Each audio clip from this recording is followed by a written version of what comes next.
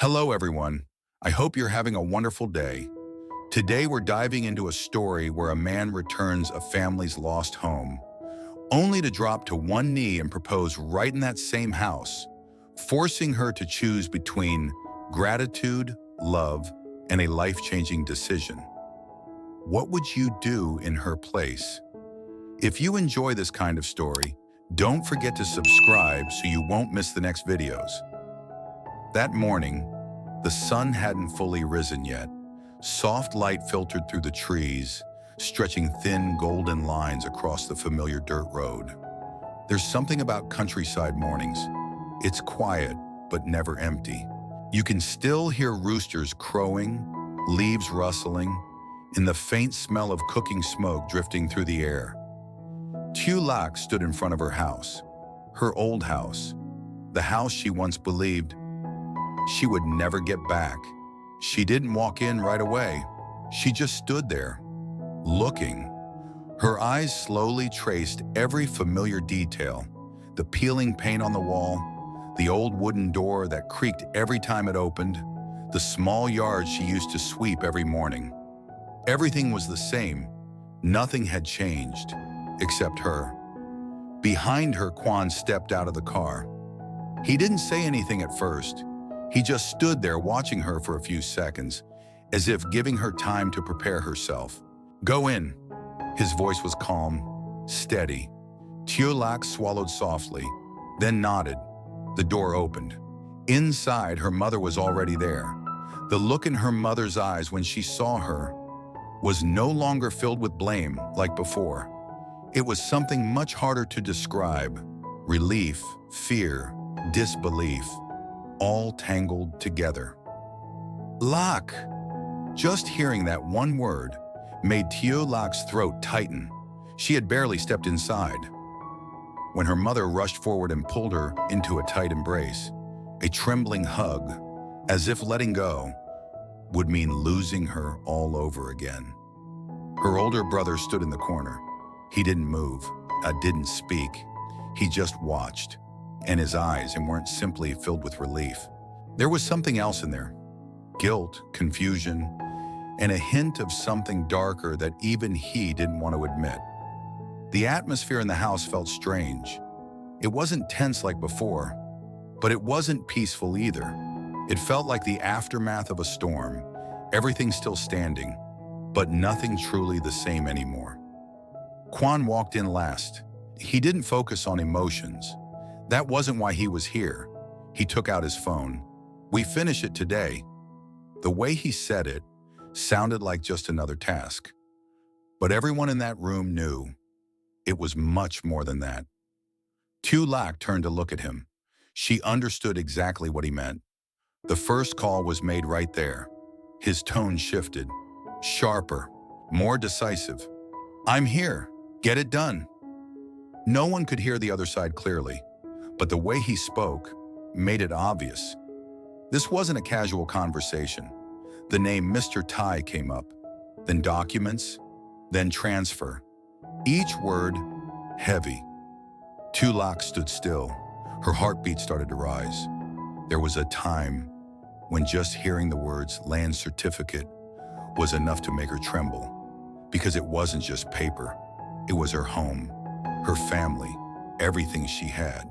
One call, then another, then another. Quan didn't sit down. He stood in the middle of the room, speaking calmly, moving slightly as he talked, like someone who was completely used to being in control. Time started to drag, uncomfortably slow. Every minute felt like an hour. Her mother sat down, hands tightly clasped together. Her brother turned his face away, pretending to look outside. No one spoke. Only Quan's voice filled the space. Clear, steady, certain. Finally, he ended the call. Silence fell instantly. "It's done." Just two words. But to Tieu Lac, it felt like thunder. Before she could even react, they heard a car stop outside. A middle-aged man walked in, holding a document bag. No introductions, no explanations.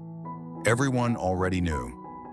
He placed the bag on the table, opened it, pulled out a stack of papers, and then the land certificate. The entire room froze. Her mother stood up abruptly. This is... The man simply nodded. It's completed. No emotion, no extra words. But for this family, it felt like a miracle. Her mother rushed forward. Her hands trembled as she held the certificate. Tears streamed down her face. Lac, Lac. She hugged her daughter tightly, crying not out of pain, but out of relief, out of being given a second chance. Tieu Lac stood there. She didn't cry immediately. She just looked at the certificate, at her mother, at the house. Everything had come back, but inside her, it didn't feel light. If anything, it felt heavier. Yes, she had saved the house, but she also knew the price she paid was not small. Her brother stepped closer. He stared at the certificate for a long moment, then slowly turned to look at Quan. That look wasn't just gratitude. There was discomfort, inferiority, and something close to jealousy. He didn't say it, but everyone could feel it. As for Quan, he just stood there, calm, as if everything that just happened was nothing out of the ordinary. "Keep it safe," he said. Her mother nodded repeatedly. Thank you so much." Quan didn't respond. He turned to look at Tieu Lac. Their eyes met, and in that moment, there were things that didn't need to be said. By noon, they were all sitting inside the house. No one talked about the debt anymore. No one mentioned losing the house, but the atmosphere still wasn't normal. Tieu Lac sat quietly in a corner, looking around at everything familiar. The table where she used to study, the bed where she cried through sleepless nights, the window she once stood by, wondering where her life was heading. Everything was still there, but she wasn't the same person anymore. "Are you okay?" Quan's voice came from behind her. She turned. "I don't know." It was one of the rare moments she answered honestly. Quan looked at her for a few seconds. "The house is saved." She nodded. "That's what you wanted." She stayed silent. Yes, but not everything. Evening slowly arrived. The sunlight turned warmer, golden. The entire house felt wrapped in memory. Everyone gathered in the living room, quiet, still, like something was about to happen. Quan stepped forward, stopped right in front of Tieu Lac, the distance between them close. She looked up, and before she could understand, he knelt down, one knee touching the floor. The sound was soft, but in that silent room, it echoed. Everyone froze. He took out a small box, opened it. Inside, a ring. Simple, elegant, not flashy, but clearly valuable. The evening light reflected gently on it. Quan looked up at her. "Tieu Lac." His voice was low. "You stayed with me." He paused. "Now, I want you to stay forever." No flowers, no music, just this old house and this moment. "Marry me." The room fell completely silent. Her mother burst into tears. Her brother clenched his fists, and Tieu Lac stood there, frozen. The room went completely silent. Not the peaceful kind of silence, but the kind that presses down on your chest, making it hard to breathe. Tieu Lac didn't move, not even a little. Her mind went blank for a split second, like everything inside her had just stopped working. Then suddenly, everything came rushing back. Memories, emotions, fear, confusion, all at once. Her eyes slowly dropped from Quan's face down to the ring in his hand. It was simple, elegant, not overly flashy, but it carried a weight far heavier than it looked, because this wasn't just a ring. This was a decision, a point of no return. Her fingers trembled slightly, almost unnoticeable, but enough for her to feel it. Her gaze shifted again, this time to the floor. that exact spot, that same place. She once stood there when the bank came for the house. She stood there, watching her mother cry. She stood there, feeling like everything in her life had collapsed. And now, right here, at the same spot, a man was kneeling in front of her, asking her to step into a completely different life. She should feel happy, right? Anyone in her position would feel lucky, right? So why? Why did her chest feel so tight? Tieu Lac, her mother's voice broke the silence, soft, shaking. Don't miss this chance. That word, chance, hit her harder than she expected, because it was true. This was a chance. A man like Quan, someone powerful, decisive, capable of changing everything in a matter of hours. He wasn't someone you simply meet twice in life. He had just saved her family, given everything back, given her a future. But was she saying yes because she was grateful? Because she felt she owed him? Or because she actually wanted this? I won't allow it. Her brother's voice suddenly cut through the room, sharp, tense. He stepped forward quickly, his expression tight. You can't accept this just because of what happened. He looked straight at her. This is your life. You have to think clearly. Then he turned toward Quan. His voice lowered, but the emotion didn't. You helped us, and I'm grateful. But that doesn't mean... You think I'm forcing her? Quan cut him off. Calm, cold. The entire room froze again. Tieu Lac's brother stopped mid-sentence. Quan didn't stand up.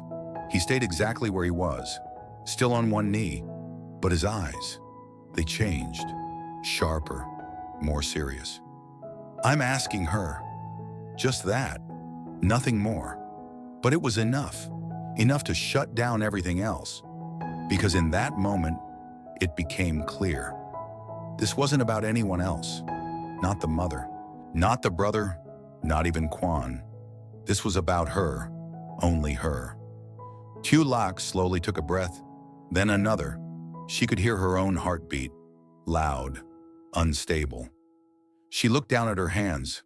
They were shaking. She had always thought she was strong. But right now, she was scared. Scared of choosing wrong. Scared of stepping into something she didn't fully understand. Scared of losing herself. She lifted her head, looked at Quan again. He was still there, still waiting, not rushing her, not pressuring her, just waiting. And somehow, that made it even harder. Her voice came out softly, almost breaking. She paused, closed her eyes for a second, then opened them again. This time, there was no more running. I agree. The words were quiet, barely above a whisper, but they landed, clear, final. Her mother broke down instantly, tears streaming as she covered her mouth. Her brother stood frozen, as if he couldn't process what just happened. And Quan, he didn't smile, didn't celebrate. He simply stood up slowly, took her hand. Her fingers were still trembling. He held them steady, then gently placed the ring onto her finger, carefully, firmly, like sealing something real. The ring settled into place, and just like that, everything changed. After that moment, no one said much. There was no big celebration, no loud reactions, just quiet acceptance, and a shift in the air that everyone could feel. When night finally came, Quan looked around the house, then said, "We'll stay here." Tieu Lac looked at him, slightly surprised. "Not going back to your place?" "No." He shook his head lightly. "This is your home," he paused. "I'm just giving it back." That sentence made something inside her tighten. She didn't argue, just nodded softly. That night, they stayed, not as guests, but as the ones who belonged there. The house grew quiet again. different from before, heavier, but also strangely grounded. Tieu Lac was cleaning a small corner of the room, doing simple things, organizing, wiping, anything to keep her mind from thinking too much. Quan stood nearby, not helping, but not leaving either, like he was trying to get used to this place, a world completely different from his own. Then, his phone rang. The sound cut through the silence sharply. Both of them paused. Quan glanced at the screen. For just a second, his expression changed, very slightly, but it didn't escape Tieu Lac. He picked up. "Yeah." His voice returned to normal. But something about it felt different. On the other end, a woman's voice, soft, but clear enough for a few words to reach Tieu Lac. "Quan, I'm back. In town." Quan didn't interrupt. He just listened, quietly. Then, the final sentence came through. "We need to meet." The air in the room seemed to freeze. Tieu Lac stopped moving completely. The cloth in her hand stayed still. Quan didn't answer right away. A short pause, then, later, 2 words, flat, controlled. He hung up. No explanation, no eye contact, just silence. A long one, heavy, cold. Tieu Lac didn't ask anything. She didn't need to, because something inside her had already shifted. That familiar feeling returned. Uncertainty, unease, something not right. She looked down at her hand, at the ring. Just moments ago, it felt like a new beginning, but now it felt heavier, like it carried something she didn't yet understand. That night, they didn't talk about the call. Not a single word, but both of them knew, very clearly, this story was not over. If anything, it had only just begun.